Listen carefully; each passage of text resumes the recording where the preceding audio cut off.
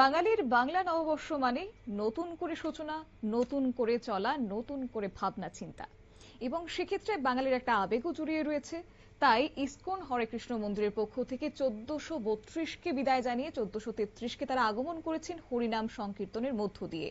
বিশেষ করে গতকাল সন্ধ্যায় রাজধানী আগরতলা মুখরিত হয়েছে এই সংকীর্তনের মধ্য দিয়ে। একে অনন্য দৃশ্যের সাক্ষী থাকলো শহরবাসী। নগর সংকীর্তনের মাধ্যমে বাংলা নববর্ষ 1433কে বরণ করে নিয়েছে ইসকন হরে কৃষ্ণ মন্দির। বুধবার সন্ধ্যাবেলাতেই রাজধানী আগরতলার প্রাণ কেন্দ্রে এক অনন্য রকম আধ্যাত্মিক পরিবেশ তৈরি হয়েছে। বিশেষ করে ইসকন হরে কৃষ্ণ মন্দিরের উদ্যোগে আয়োজিত হয়েছে বর্ণাঢ্য শোভাযাত্রা, নগর সংকীর্তন। শহরের বিভিন্ন প্রান্ত থেকে হাজারো হাজারো ভক্ত এই অনুষ্ঠানে অংশ নিয়েছে। ঢাক, করতাল আর হরিনামের সুরে মুখরিত হয়ে উঠেছে পুরো এলাকা। ভক্তদের উচ্ছ্বাস, ভক্তিমূলক সঙ্গীত এবং রঙিন শোভাযাত্রা সকলের নজর কেড়েছে। পয়লা বৈশাখ বরাবরই ত্রিপুরাবাসীর কাছে একটা বিশেষ দিন। নতুন বছরের প্রথম দিনে আনন্দ, উৎসব আর ঐতিহ্যের মেলবন্ধন সবকিছুই হয়। আর সেই আবহে গৌর নিতাইয়ের উপস্থিতিতে এই নগর সংকীর্তনের যেন আরো প্রাণবন্ত হয়ে উঠেছে। কি উঠে আসলো সন্ধ্যার চিত্র দেখুন।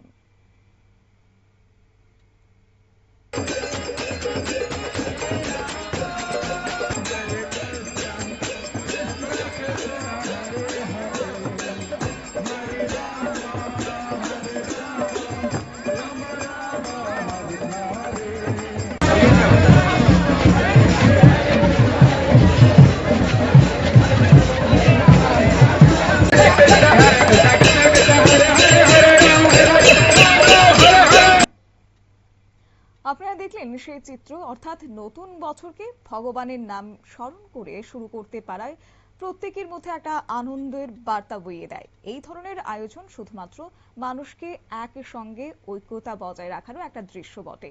শুধুমাত্র সংকীর্তনে নয়, অনুষ্ঠানে ছিল আধ্যাত্মিক চর্চার আরো নানা দিক। বিশেষ করে শ্রীল প্রভুপাদের গ্রন্থ বিতরণ পরিষেবা ভক্তদের মধ্যে বিশেষ আগ্রহ তৈরি করেছে। অনেকেই এই সুযোগে ধর্মীয় গ্রন্থ সংগ্রহ করেন। অনুষ্ঠানের বিশেষ করে সন্ধ্যার সময়টাতে গৌর নিতাইয়ের আরতি অনুষ্ঠানকে আরো পবিত্র করে তুলেছে। প্রদীপের আলো, ধূপের গন্ধ আর ভক্তিমূলক সঙ্গীত এক অনন্য পরিবেশ সৃষ্টি করেছে। আর এই অনুষ্ঠান শেষ পর্যায়ে যখন সকলে উপস্থিত ছিলেন, ভক্তদের মধ্যে প্রসাদ বিতরণ করা হয়। ছোট থেকে বড় সবাই এই আয়োজনে অংশ নিয়ে আনন্দে মেতে উঠেছেন এদিন। এমন সুশৃঙ্খল এবং মনোমুগ্ধকর ব্যবস্থাপনায় আগরতলাবাসী দারুণভাবে উজ্জীবিত। বাংলা নববর্ষের এই সূচনায় আধ্যাত্মিকতার ছোঁয়া যেন নতুন বছরের জন্য একটা ইতিবাচক বার্তা এদিন বহন করেছে। নিয়ে নিচ্ছি ছোট্ট একটি বিজ্ঞাপন বিরতির সঙ্গে থাকুন।